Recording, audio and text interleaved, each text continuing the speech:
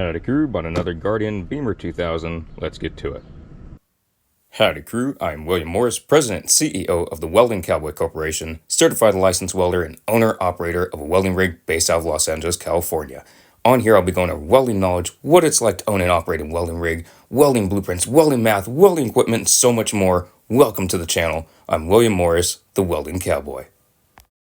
These Beamer anchors, gotta have two, so here is Beamer 2000.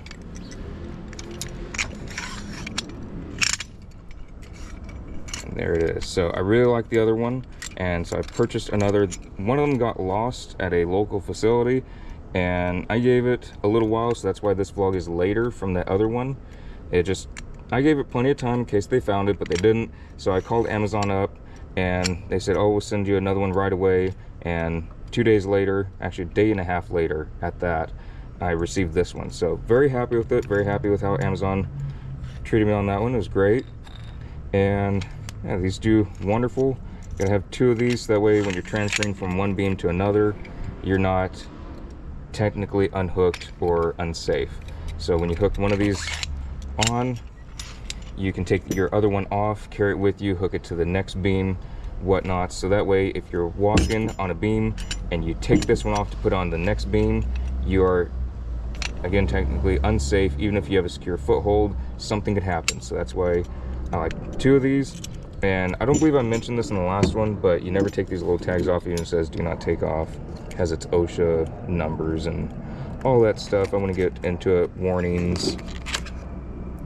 Must inspect prior to each use. Immediate removal from use in the event of a fall.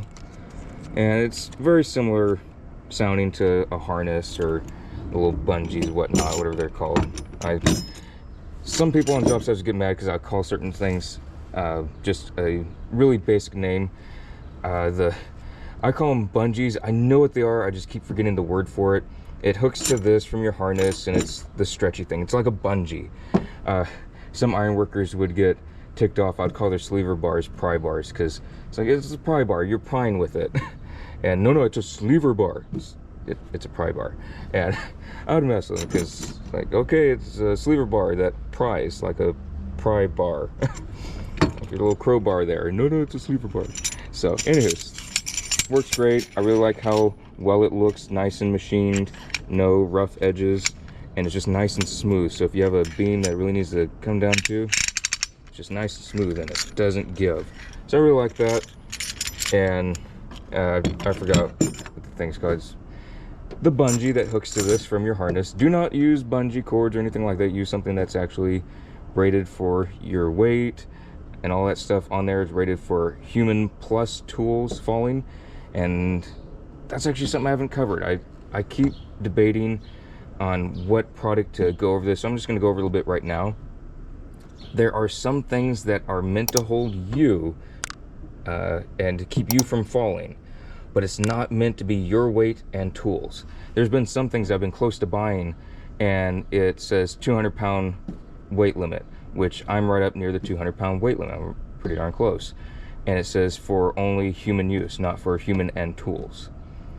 And for me, I want that 350-pound weight limit, just so that way I can be carrying whatever tools, I can be carrying anything and everything, and I don't have to worry about that.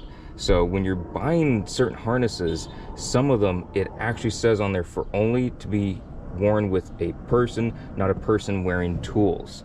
So just a little heads up. It's not all of them, it's not all of them by any means, but just keep that in mind. Some of them say for only use with a person not carrying any form of tools. Why? I don't know. We're welders, iron workers, we're carrying tools all the time. So just make sure you find that. It'll really be beneficial, and you won't get in trouble on job sites, because they do look for those. They'll look for those little tags. And I've actually been caught with one of those. Is actually given to me by a foreman when I was in the Iron Workers Union. And so he gave me one of the little straps that hooks from the ring on the harness, and then it would hook to one of the yo-yos. And the safety guy comes over and he said, oh, it's not rated for this. And there's a huge argument, just went on and on and on. Found out it wasn't the right one. The foreman was just being cheap and gave me the wrong stuff. So another reason I'm not in the Iron Workers Union, but that was that particular company, the Iron Workers Union. So yeah, just be careful about that. If your foreman hands you something, if you're an apprentice and your journeyman hands you something, do not be afraid to look at the tag. Look at the tag and see that it is in fact for your weight limit. And it's not to be offensive for anyone's weight or anything, but make sure you're safe. If something only has a 200-pound weight limit and you're 210, get something else. I don't care if they hand it to you. That is completely unsafe. If it's not rated for it and you fall, that's not them hurting. Okay, so they may lose some money because you fell. You're going to be the one in the hospital for months on end, all kinds of pain, families in pain because you're in the hospital, all that stuff. So it's a huge trickle-down effect. Just read the darn tag. Make sure you're safe.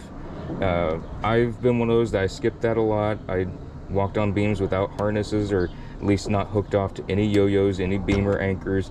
I've done all that, and it's not cool. Just don't do it. A lot of guys, they love to show off. They love to say, oh, I don't need a beam or anchor, I can be out here all day. And they're perfectly fine doing that. They can be doing that for years. It only takes one slip up. Whether it's their fault or not their fault at all, one slip up, you're done. So make sure you're safe, make sure it's rated for your body weight, make sure it's rated for your body weight plus tools. Very important to have that noted. So anyways, very happy to have this. I'll put this next to my other one, so that way when I'm connecting iron, I can just hook these off and go from one beam to the next and not have to worry about being unsafe. If OSHA's there for any reason, they won't catch me doing anything unsafe because I don't do that anymore. So anyways, really like this, looks great, and can't wait to use it more in the field.